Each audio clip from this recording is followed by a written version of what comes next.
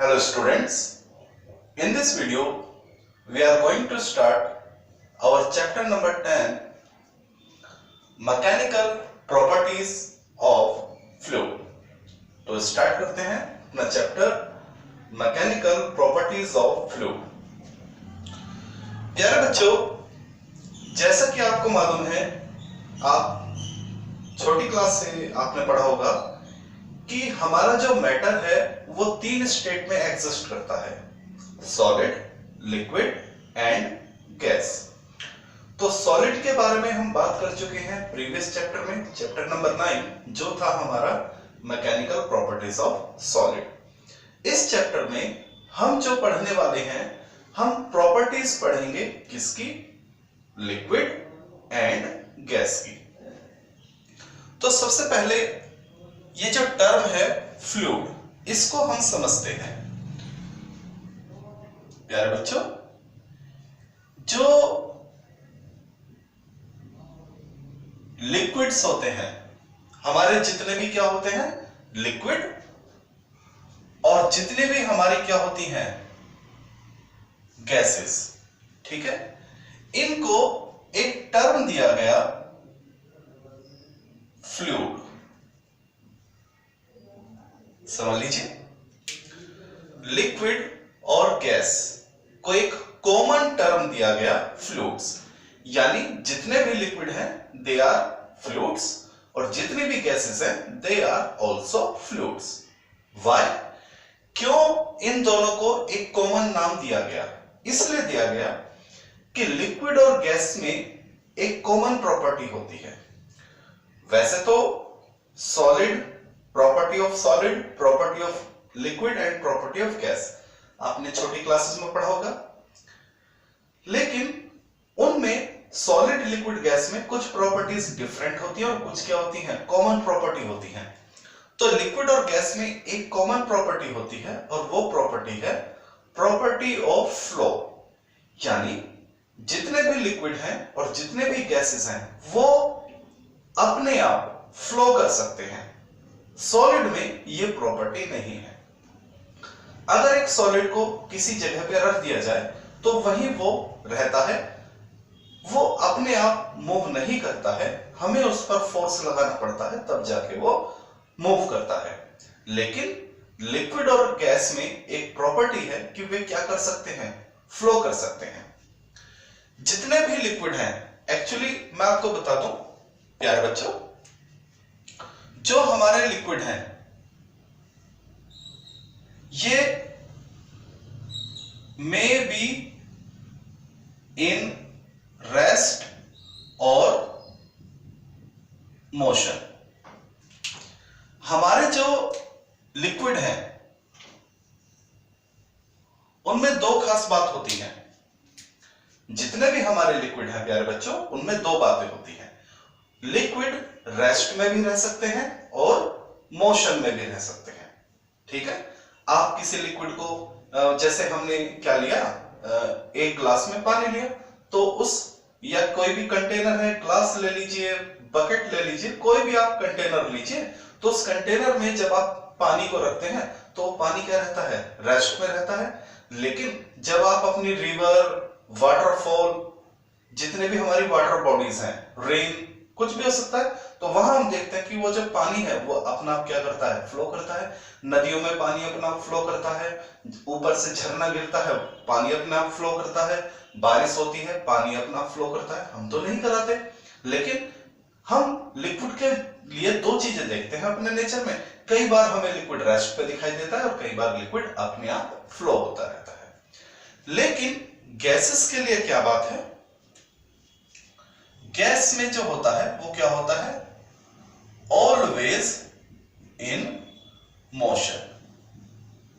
जो हमारी गैसेस होती है प्यारे बच्चों, इनमें एक खास बात होती है, गैसेस कभी रेस्ट में रह ही नहीं सकती, ये उनका एक फंडामेंटल प्रॉपर्टी है। तो जब गैसेस होती हैं प्यारे बच्चों, वो हमेशा क्या होती हैं, मोशन में होती हैं। तो अगर हम देखें, लिक्विड क्या होता है, रेस्ट में भी हो सकता है और मोशन में भी हो सकता है। गैस हमेशा क्या होती है, मोशन में होती है। तो कॉमन बात क्या है, कॉमन बात यह है कि लिक्विड और गैस मोशन में हो सकते हैं। क्लियर हो गई? तो इनका जो कॉमन प्रॉपर्टी है क्या? मोशन। कॉमन प्रॉपर्टी क्या है? मोशन। ठीक है, लिक्विड भी अपने आप मोशन में रह सकता है, गैस भी अपने आप मोशन में रह सकती है। तो इस प्रॉपर्टी की वजह से इन दोनों को एक नाम दिया गया फ्लूइड। तो फ्लूइड क्या होते हैं समझ लीजिए।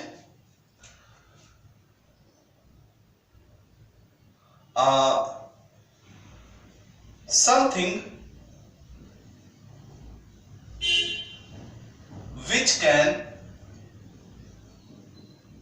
फ्लो। हर वो चीज जो फ्लो करती है उसी को हम क्या बोलते हैं? फ्लूइड बोलते हैं। तो हमारा जो लिक्विड है वो क्या कर सकता है? फ्लो कर सकता है। फ्लो यानी मोशन कर सकता है अपने आप। हमारी जो गैस है वो भी क्या कर सकती है? फ्लो करती है, यानी मोशन में रहती है अपने आप। तो इसलिए इन दोनों को एक कॉमन टर्म दिया गया है फ्लूइड। तो ये टर्म मेरे ख्याल से आप लोगों को समझ में आ गया है। तो अगर आपसे 1 मार्क्स में शॉर्ट नोट्स पूछ लिया जाए कि क्या होता है फ्लूइड, तो आप बोलेंगे something which have the property to flow, या वो चीजें जो अपने आप क्या हो सकती हैं? फ्लो हो सकती हैं। और अपने आप कौन फ्लो होती हैं? लिक्विड और गैस। सॉलिड कभी अपना आप फ्लो नहीं हो सकता, उसको तो चलाना पड़ता है फोर्स लगा के। ठीक है, चलिए तो यहां ये बात समझ में आ गई। ओके, अब देखिए, यानी अब आप अपने चैप्टर को देखिए। चैप्टर क्या है? Mechanical properties of fluid. Fluid यानी लिक्विड और गैस। तो प्यारे बच्चों समझ लीजिए ये पूरा चैप्टर क्या है। इस चैप्टर में हम प्रॉपर्टीज पढ़ेंगे, कई सारी प्रॉपर्टीज पढ़ेंगे।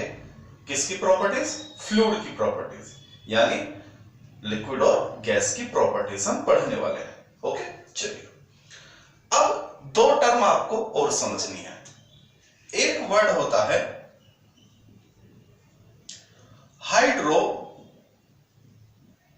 स्टैटिक और एक वर्ड होता है हाइड्रो डायनेमिक।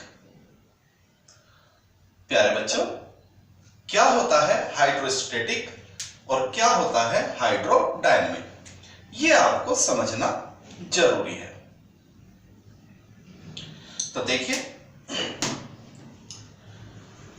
जब हम किसी फ्लूइड की प्रॉपर्टी को स्टडी करें, किस वक्त?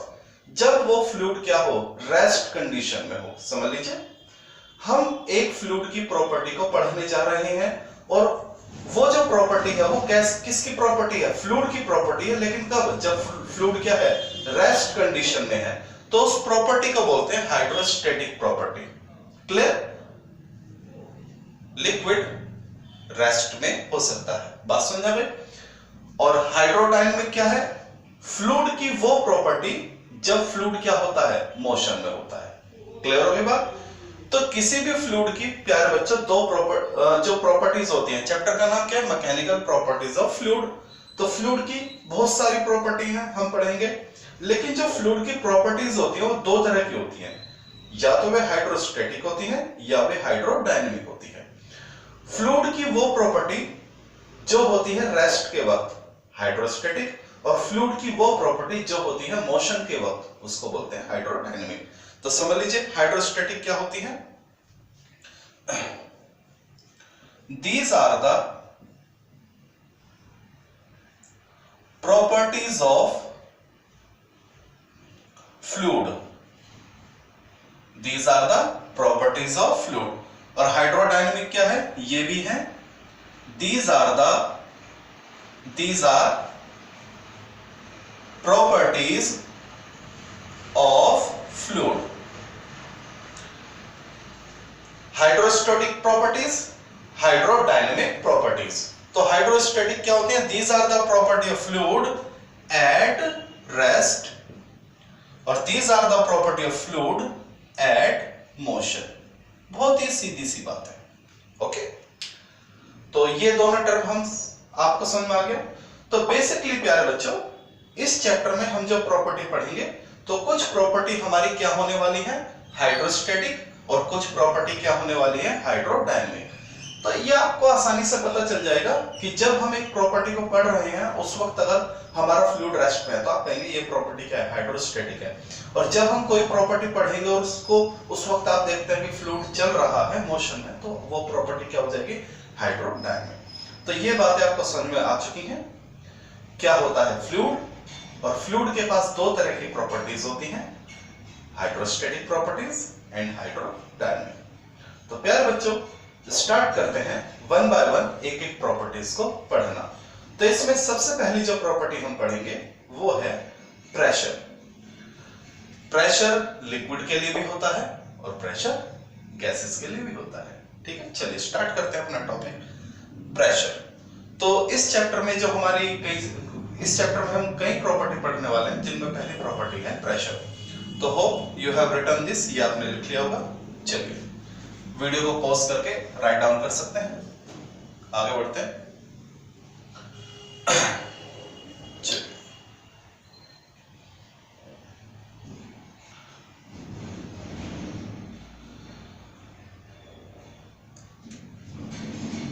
प्यारे बच्चों, ये है हमारी पहली प्रॉपर्टी प्रेशर। ओके, तो let start. What is pressure? Pressure क्या होता है? तो एक्चुअली ये कोई नई टर्म नहीं है, आप छोटी क्लासेस से इसको पढ़ते आ रहे हैं। ठीक है ना, आपको मालूम है जो प्रेशर होता है वो होता है फोर्स अपॉन एरिया। ठीक है, प्रेशर का फॉर्मूला आपने क्या पढ़ा, फोर्स अपॉन एरिया। तो जब आपको फॉर्मूला पता है तो आप इजीली क्या कर सकते हैं, डेफिनेशन दे सकते हैं। तो प्रेशर क्या होता, अगर हम इसमें देखें, हम अगर ये ले लें, वैसे तो एक फॉर्मूला ये बन सकता है, डेफिनेशन क्या बन सकती है, प्रेशर क्या है, it is the ratio of, थोड़ा छोटा लीजिए शायद, देख लीजिए, it is the ratio of force to area. बात खत्म हो गई, बहुत ही इजी डेफिनेशन। प्रेशर क्या होता है, फोर्स और एरिया का रेशो। ठीक है, चलिए और भी हम डेफिनेशन बना सकते हैं। हम क्या कर सकते हैं, let A is equal to 1 metre square. Physics में 1 को क्या बोलते हैं, यूनिट बोलते हैं। तो अगर हम एरिया क्या ले लें 1, तो P किसके बराबर हो जाएगा, F की। तो हमारी एक डेफिनेशन और बन गई, क्या, हम एक डेफिनेशन और दे सकते हैं, pressure is equal to the force on unit area. आप ये भी लिख सकते हैं, प्रेशर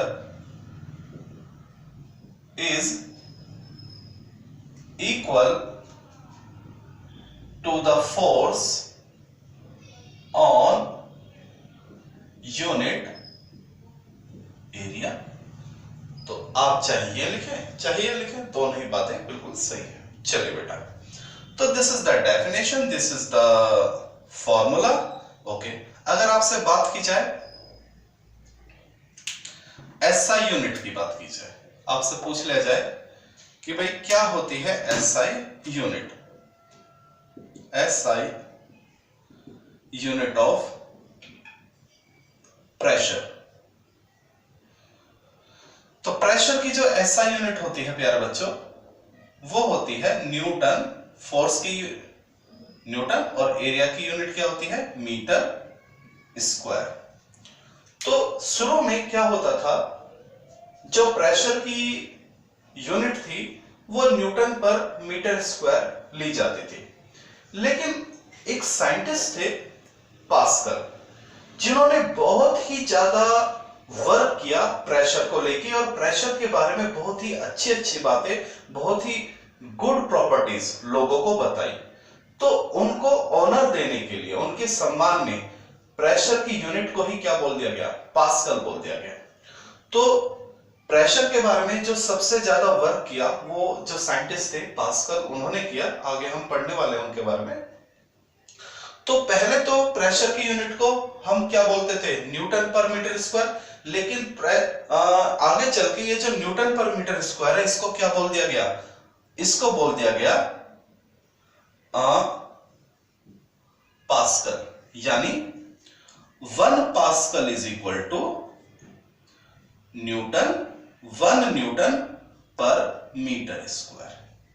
ये जो न्यूटन मीटर स्क्वायर था, इसी को आगे चल के क्या बोल दिया गया, 1 पास्कल बोल दिया गया। तो एग्जाम में अगर आपसे कई बार क्वेश्चन पूछ लिया जाता है डिफाइन 1 पास्कल, कई बार ये क्वेश्चन आ सकता है कि बताइए 1 पास्कल क्या होता है, तो आप लिख सकते हैं 1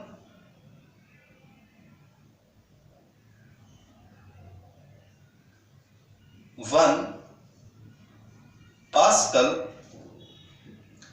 इज, ये जो 1 पास्कल है, 1 pascal is the pressure when 1 Newton force act on 1 meter square area। समझ लीजिए इस बात को, हमारे पास एक एरिया है और वो एरिया कितना है, 1 मीटर स्क्वायर, ठीक है। सपोज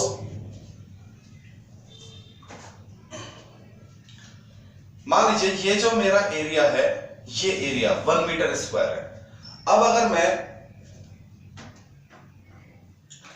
ये हमारे पास एरिया कितना है, 1 मीटर स्क्वायर, अब मैं इस पर फोर्स लगाता हूं 1 न्यूटन, 1 न्यूटन फोर्स लगाया तो ये कितना प्रेशर महसूस करेगा, 1 पास्कल, क्लियर। और अगर मैं इस पर 2 न्यूटन फोर्स लगाऊंगा तो ये कितना प्रेशर महसूस करेगा, 2 पास्कल। समझ पाता नहीं, चलिए ओके। तो अगर आपसे पूछ लिया जाए व्हाट इज 1 पास्कल, तो आप इसको फॉर्मूला वाइज भी लिख सकते हैं एग्जाम में।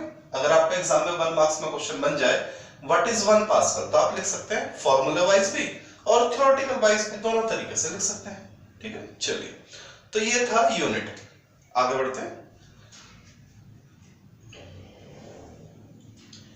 अगर इसकी डायमेंशन पूछ ली जाए,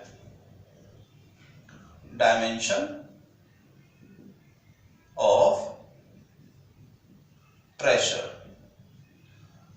तो प्रेशर की डायमेंशन कैसे निकलेगी, तो आपके पास फॉर्मूला क्या है, P is equal to F upon A. तो dimension of P is equal to dimension of F upon dimension of A. P की डायमेंशन कैसे निकलेगी, F अपॉन ए की डायमेंशन निकाल दीजिए। तो फोर्स की डायमेंशन क्या होती है प्यारे बच्चों, ml t माइनस 2, एरिया की क्या होती है, L स्क्वायर। तो प्यारे बच्चों ml minus 1 t minus 2, this is the dimension of pressure. क्या ये बात समझ में आ गई। चलिए अब बात करते हैं नेचर की।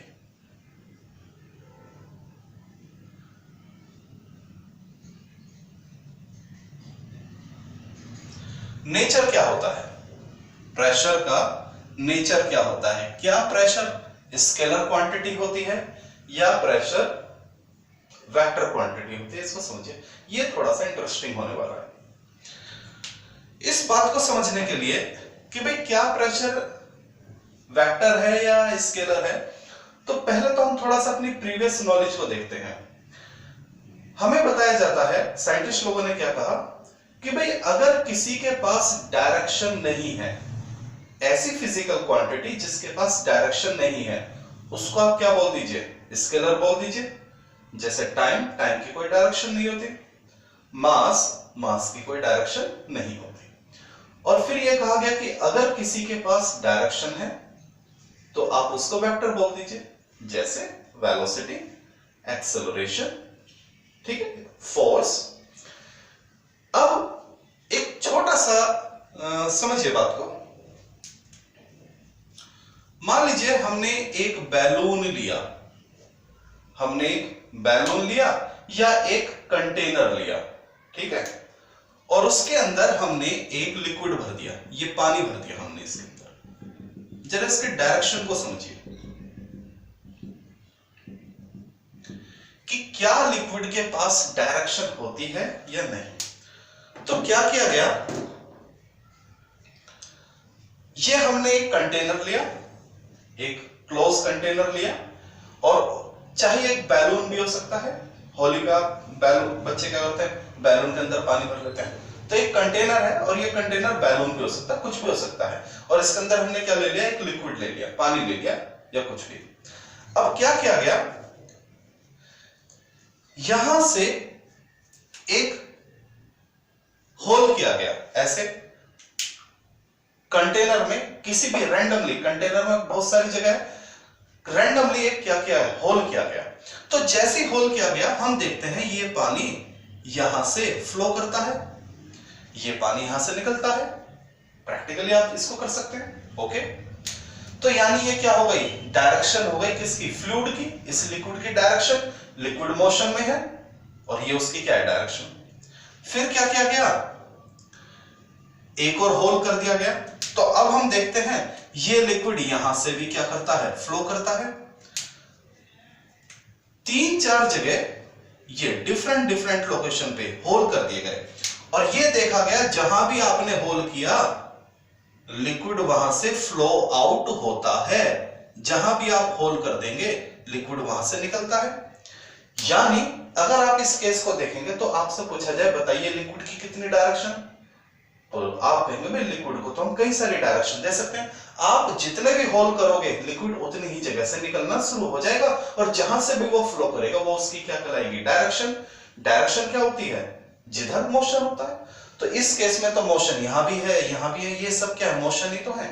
तो प्यारे बच्चों, ये देखा गया कि भाई लिक्विड के अंदर या गैस भी हो सकती है, जरूरी नहीं है लिक्विड हो, अगर इसके अंदर गैस भी है और हम अलग अलग जगह से इसको ओपन कर दें तो गैस क्या होगी, हर जगह से निकल जाएगी। ठीक है, तो ये हमारा क्या है, फ्लूइड। इसके अंदर हमने क्या फिलअप किया हुआ है, फ्लूइड। ये लिक्विड भी हो सकता है और गैस भी। तो आप अगर किसी कंटेनर में लिक्विड भरेंगे या गैस भरेंगे और अलग अलग जगह से उसको रास्ता देंगे तो वो हर जगह से फ्लो आउट होता है। तो यानी एक बात समझ में आई कि जो फ्लूइड होते हैं, जो हमारे फ्लूइड होते हैं, they can possess more than one direction at the single time। एक ही समय में उनके पास कई सारी डायरेक्शन हो सकती हैं। ये बात एक निकल के आई, एक ही वक्त में कई सारी डायरेक्शन में पजेस करते हैं। तो यहां साइंटिस्ट लोग थोड़े पजल्ड हो गए, क्योंकि उन्होंने तो ये बात बोली थी कि भाई जिसके पास डायरेक्शन वो वेक्टर, जिसके पास डायरेक्शन वो स्केलर। तो यहां वे भी पजल्ड हो गए कि भाई ये कैसे इस चीज को हम जस्टिफाई करें। तो वहां उन्होंने एक नया रास्ता निकाला। साइंटिस्ट लोगों ने कहा कि अगर किसी के पास एक से ज्यादा डायरेक्शन है एक ही वक्त में, तो उनको एक टर्म दिया गया, टेंसर। Fluids are tensor. क्या नाम दिया गया प्यारे बच्चों, टेंसर। तो अगर आपसे 1 मार्क्स में पूछ लिया जाए, अगर आपसे पूछा जाए स्केलर कौन होते हैं, तो आप कहते हैं something which have magnitude and no direction. आपसे पूछा जाए वेक्टर क्या होते हैं, तो आप कहेंगे something which have both magnitude and direction. लेकिन अगर आपसे पूछा जाए टेंसर कौन होते हैं, तो आप बोलेंगे something which have magnitude and multiple direction. एक से ज्यादा डायरेक्शन उनके पास होती है। ठीक है, तो अगर आपसे एक शॉर्ट नोट्स पूछ लिया जाए टेंसर क्या होते हैं, तो आप बोलेंगे tensor are the quantity have multiple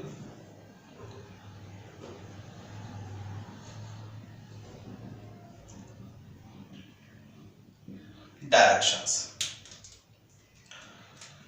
वे चीजें, वे क्वांटिटी जिनके पास क्या होती हैं, एक से ज्यादा डायरेक्शन होती है। और एग्जाम्पल क्या हो गया, कोई आपसे पूछे टेंसर की एग्जाम्पल दीजिए, तो हमारे जो फ्लूइड है वो सब क्या है, टेंसर हो सकते हैं। कोई भी लिक्विड एक ही वक्त में अलग अलग डायरेक्शन में फ्लो हो सकता है, कोई भी गैस एक ही वक्त में अलग अलग डायरेक्शन में फ्लो हो सकती है। चलिए, अब साइंटिस्ट लोगों ने एक नई टर्म इंट्रोड्यूस करी, टेंसर। यानी उन्होंने क्या किया, पहले तो सभी फिजिकल क्वांटिटी दो ही चीजों में डिस्ट्रीब्यूटेड थे। किसी फिजिकल क्वांटिटी को या तो स्केलर बोला जाता था या किसी फिजिकल क्वांटिटी को हम वेक्टर कहते थे। यानी फिजिक्स के अंदर जितनी भी फिजिकल क्वांटिटी थी वह दो ही कैटेगरी में थी, इधर दे आर स्केलर, इधर दे आर वेक्टर। लेकिन एक नई कैटेगरी पता चली जिसको क्या कहा गया, टेंसर। तो थोड़े दिनों तक तो इसको टेंसर ही बोला गया, लेकिन आगे चल के फिर साइंटिस्ट लोगों ने मॉडिफाई किया। उन्होंने कह दिया कि भाई एक काम कीजिए, ये जो टेंसर है इसको स्केलर की कैटेगरी में ही लाकर छोड़ दीजिए। ठीक है, तो बाद में ये जो टेंसर है इसको किसकी कैटेगरी में डाल दिया गया, स्केलर की कैटेगरी में डाल दिया गया। तो अगर हम कहें कि प्रेशर क्या होता है, तो प्रेशर के दो आंसर बनते हैं प्यारे बच्चों। बेसिकली आंसर इसका बनता है, कोई आपसे पूछे प्रेशर क्या है तो आप कहेंगे प्रेशर एक टेंसर है, लेकिन चूंकि टेंसर किसकी कैटेगरी में चला गया, स्केलर की, तो आप ये भी बोल सकते हैं pressure is a scalar quantity. तो since tensor consider as scalar, hence pressure is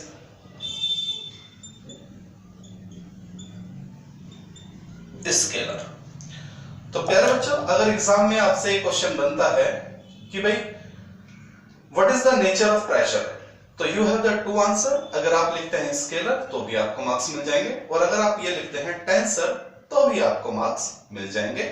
और आपसे ये भी पूछा जा सकता है कि टेंसर क्या होते हैं, तो आप बोलेंगे these are the physical quantity which have multiple direction at the same time. Okay, तो ये ही थोड़ा सा इंटरेस्टिंग था जो आपको पता चला। बाकी तो ऑलरेडी प्रेशर के बारे में हम सभी जानते हैं। अब मैं आपसे एक छोटी सी बात पूछूंगा और आप मुझे बताएंगे, प्रेशर जो है क्या वो हाइड्रोस्टैटिक प्रॉपर्टी है या वो हाइड्रोडायनेमिक प्रॉपर्टी है? सोच के बताइए। हाइड्रोस्टैटिक कौन होते हैं? जब हमारा फ्लूइड रेस्ट पे होता है। और हाइड्रोडायनेमिक क्या होते हैं? जब हमारा फ्लूइड मोशन में होता है। तो प्यारे बच्चों, मैं आपसे एक बात पूछूंगा कि अगर कोई फ्लूइड लिक्विड रेस्ट पे है, क्योंकि गैस तो कभी रेस्ट पे हो नहीं सकती। देखिए, प्रेशर दोनों के लिए होता है, प्रेशर लिक्विड के लिए भी होता है और प्रेशर गैस के लिए भी होता है, दोनों के पास प्रेशर होता है। तो सबसे पहले हम बात करते हैं लिक्विड की। तो चूंकि बच्चों लिक्विड रेस्ट में रहे या मोशन में रहे, प्रेशर वो दोनों वक्त क्या करता है, अप्लाई करता है। अगर कोई लिक्विड रेस्ट में है तब भी वो हमारे ऊपर क्या लगाएगा, प्रेशर। ठीक है, मान लीजिए ये कोई रिवर है, वाटर बॉडी। देखिए, मान लीजिए ये कोई रिवर है, रिवर एट रेस्ट। ठीक है, एक नदी है, उसका पानी शांत है, फ्लो नहीं कर रही है, या तालाब है। ठीक है ना। तो अगर कोई आदमी स्विमर इस रिवर के नीचे जाता है एच हाइट पे, ठीक है ना, मान लीजिए एक स्विमर है और वो इस नदी के नीचे है, तो ये जो आदमी है जो इस नदी के नीचे है, क्या ये प्रेशर महसूस करेगा? बिल्कुल। ये जो रिवर का पानी है ये इस पर क्या अप्लाई करेगा, प्रेशर अप्लाई करेगा। ओके। और अगर ये रिवर मोशन में आ जाए, यानी ये पानी मोशन में हो, तब भी ये पानी इस स्विमर पे क्या लगाएगा, प्रेशर लगाएगा। क्लियर हो गई बात? तो चाहे फ्लूइड रेस्ट में हो चाहे फ्लूइड मोशन में हो, दोनों ही कंडीशन में वे क्या करते हैं, प्रेशर अप्लाई करते हैं। तो प्यारे बच्चों, जो प्रेशर है वो हाइड्रोस्टैटिक भी है और हाइड्रोडायनेमिक भी, वो दोनों कैटेगरी में आता है। ठीक है, ये आपसे पूछा जा सकता है कि क्या प्रेशर हाइड्रोस्टैटिक है या हाइड्रोडायनेमिक है, तो आप कहेंगे pressure is both hydrostatic and hydrodynamic, because जो फ्लूइड है इधर इट इज इन रेस्ट और in motion, it apply pressure in both condition. ठीक है, तो ये आपसे क्वेश्चन पूछा जा सकता है। देखिए ये क्वेश्चन आपसे बन सकता है, इज प्रेशर हाइड्रोस्टैटिक और हाइड्रो, अच्छी तरह से लिख लेते हैं इसको। ठीक है, मेरे ख्याल से होप ये आपने लिख लिया होगा। ठीक है प्यारे बच्चों, चलिए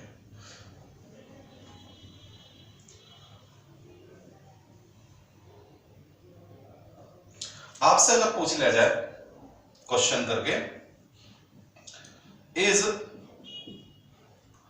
प्रेशर हाइड्रोस्टैटिक और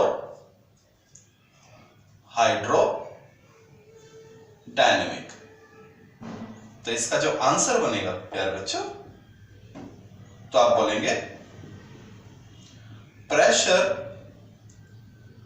is both hydrostatic and hydrodynamic. जो प्रेशर है वो हाइड्रोस्टैटिक भी होगा और हाइड्रोडायनेमिक भी होगा, because fluid apply pressure in both condition of rest and motion. प्यारे बच्चों, कोई भी फ्लूइड चाहे रेस्ट में हो चाहे मोशन में हो, वो दोनों ही केस में क्या अप्लाई करता है, प्रेशर अप्लाई करता है। तो प्रेशर जो है वो हाइड्रोस्टैटिक भी है और हाइड्रोडायनेमिक भी है। तो this is all about pressure. Pressure को कैसे डिफाइन करेंगे, प्रेशर का कैसे फॉर्मूला होगा, क्या उसकी यूनिट होगी, क्या डायमेंशन होगा, क्या नेचर होगा और क्या उसका कैरेक्टर होगा। कैरेक्टर यानी वो हाइड्रोस्टैटिक भी और हाइड्रोडायनेमिक। ठीक है, चलिए move on for the next topic, आगे बढ़ते हैं।